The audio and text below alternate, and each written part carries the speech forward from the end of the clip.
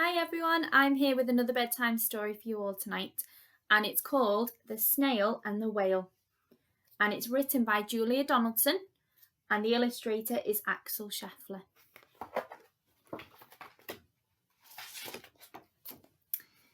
This is a tale of a tiny snail and a great big grey blue humpback whale.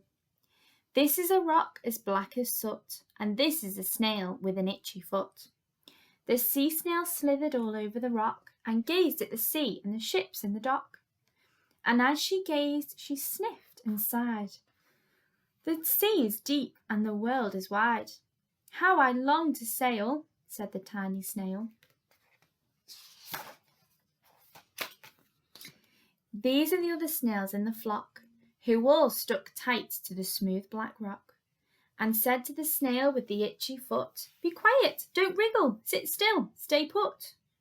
But the tiny sea snail sighed and sniffed, then cried, "I've got it, I'll hitch a lift." This is the trail of the tiny snail, a silvery trail that looped and curled, and said, "Lift wanted around the world." This is the whale who came one night, when the tide was high and the stars were bright. A humpback whale immensely long, who sang to the snail a wonderful song of shimmering ice and coral caves and shooting stars and enormous waves. And this is the tale of the humpback whale.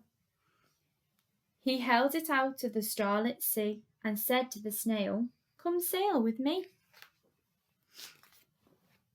This is the sea so wild and free that carried the whale and the snail on his tail to towering icebergs and far-off lands with fiery mountains and golden sands. These are the waves that arched and crashed, that foamed and frolicked and sprayed and splashed the tiny snail and the tail of the whale. These are the caves beneath the waves, where stripy fish with feathery fins and sharks with hideous toothy grins swam round the whale and the snail on his tail. This is the sky so vast and high, sometimes sunny and blue and warm, sometimes filled with a thunderstorm, with zigzag lightning flashing and frightening the tiny snail on the tail of the whale. And she gazed at the sky, the sea, the land, the waves and the caves and the golden sand. She gazed and gazed, amazed by it all, and she said to the whale, "I feel so small." But then came the day the whale lost his way. These are the speedboats running a race, zigzagging, zooming all over the place, upsetting the whale with their ear-splitting roar, making him swim too close to the shore.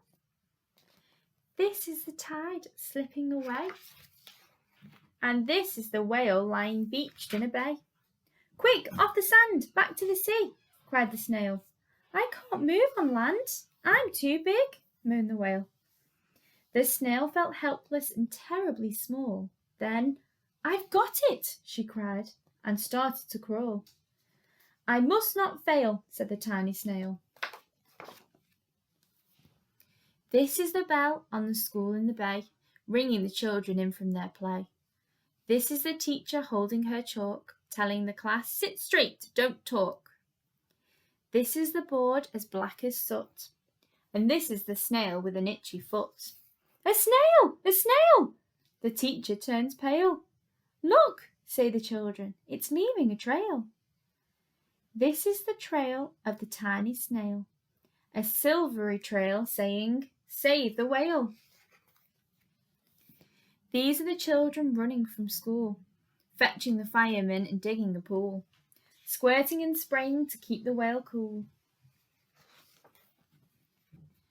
This is the tide coming into the bay, and these are the villagers shouting hooray as the whale and the snail travel safely away. Back to the dock and the flock on the rock, who said, "How time's flown, and haven't you grown?" And the whale and the snail told their wonderful tale of shimmering ice and coral caves, and shooting stars and enormous waves. and of how the snail, so small and frail, with her looping, curling, silvery trail, saved the life of a humpback whale. Then the humpback whale held out his tail, and on crawled snail after snail after snail. And they sang to the sea as they all set sail on the tail of the great blue humpback whale.